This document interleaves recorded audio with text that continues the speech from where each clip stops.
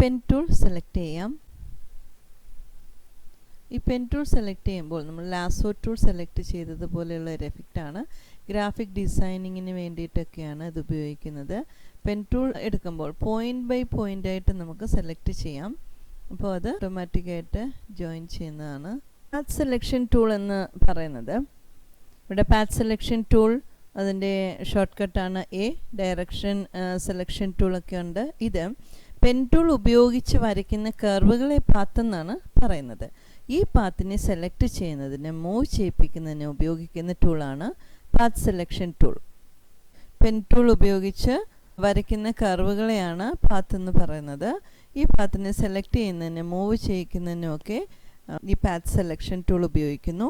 Then ഈ പാത്തിൽ പ്രത്യക്ഷപ്പെടുന്ന പോയിന്റിനെ ആങ്കർ പോയിന്റ് എന്നാണ് പറയുന്നത്. ഇങ്ങനെ പല രീതിയിൽ പാത്തിൻ്റെ ഡയറക്ഷനൊക്കെ വ്യത്യാസപ്പെടുത്താൻ സഹായിക്കുന്നു.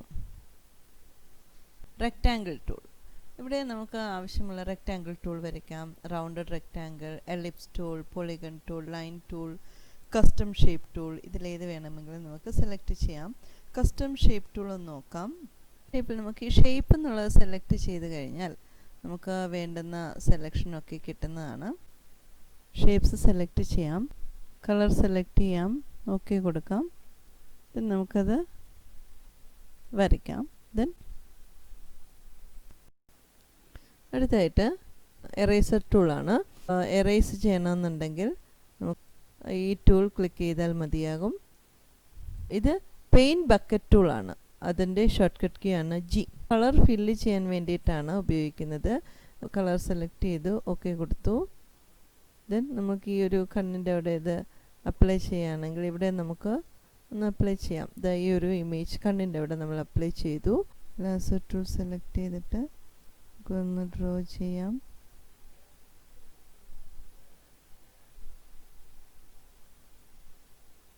സെലക്ട് ആയിട്ടുണ്ട്. ദെൻ പെയിൻറ്റ് ബക്കറ്റ് വെച്ചിട്ട് നമുക്ക് ഈ കളർ ആഡ് ചെയ്യുകയാണെങ്കിൽ ഇപ്പോൾ കളർ ആഡ് ചെയ്യാം.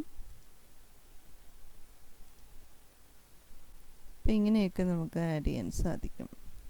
നമുക്ക് ലാസോ ടൂൾ ഉപയോഗിച്ചിട്ട് ഈ ഒരു പോർഷൻ നമുക്ക് സെലക്ട് ചെയ്തിട്ട് ഇട്ട് കൊടുക്കുകയാണെങ്കിൽ അത് ആ എഫക്റ്റ് കിട്ടുന്നതാണ്. അപ്പം ഇങ്ങനെയുള്ള കളറാണ് അവിടെ കിട്ടിയിരിക്കുന്നത്. നമുക്കവിടെ കളർ ചേഞ്ച് ചെയ്യാൻ സാധിക്കുന്നുണ്ട്. ജസ്റ്റ് ഒന്ന് എക്സ്പ്ലെയിൻ ചെയ്യാൻ വേണ്ടിയിട്ടാണ് ഇങ്ങനെ കാണിച്ചത്. കീബോർഡിൽ കൺട്രോൾ+ കൊടുത്താൽ സൂം ഇൻ ആകും. ദെൻ കൺട്രോൾ- കൊടുത്താൽ സൂം ഔട്ട് ആകും.